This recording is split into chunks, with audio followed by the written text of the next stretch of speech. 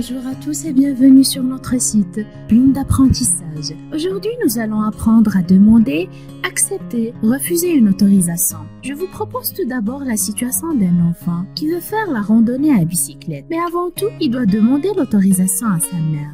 Et par la suite, elle peut soit accepter ou bien refuser. Alors si vous voulez savoir les expressions qu'on utilise pour demander, accepter, refuser une autorisation, je vous invite à suivre avec moi cette petite vidéo jusqu'au bout. Allez-y, soyez prêts, ne vous déconnectez pas. Demander l'autorisation, c'est demander à quelqu'un la permission ou bien le droit de faire quelque chose. Par exemple, si on est en classe et on veut sortir, on doit demander l'autorisation à notre professeur. Ce dernier peut soit accepter ou bien refuser. S'il accepte, cela veut dire qu'il nous donne son accord. Donc accepter l'autorisation, c'est le fait de donner son accord. Et refuser l'autorisation, c'est le fait d'exprimer son désaccord. Et pour cela, nous allons voir les expressions qu'on utilise pour demander, accepter, refuser l'autorisation. Commençons par les expressions pour demander l'autorisation. On peut dire « je peux ». Puis-je? Est-il autorisé de? Puis-je avoir votre autorisation? Si je me permets, je vous demande de bien vouloir m'autoriser. Permettez-moi de. Est-il permis de? Et voilà, toutes ces expressions servent à demander l'autorisation à quelqu'un.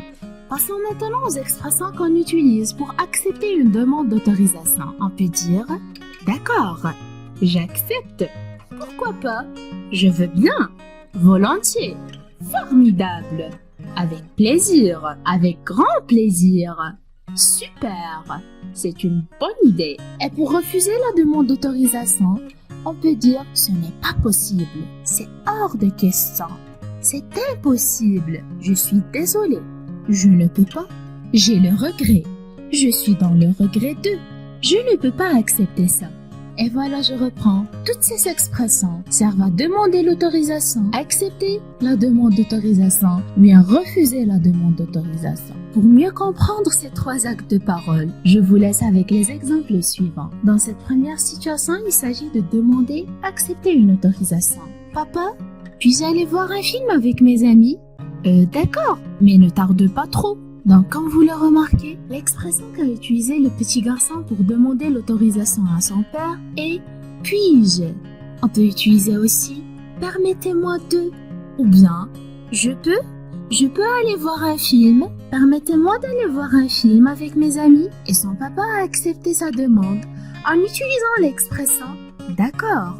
On peut la remplacer par « oui, tu peux aller, oui, avec plaisir, volontiers ».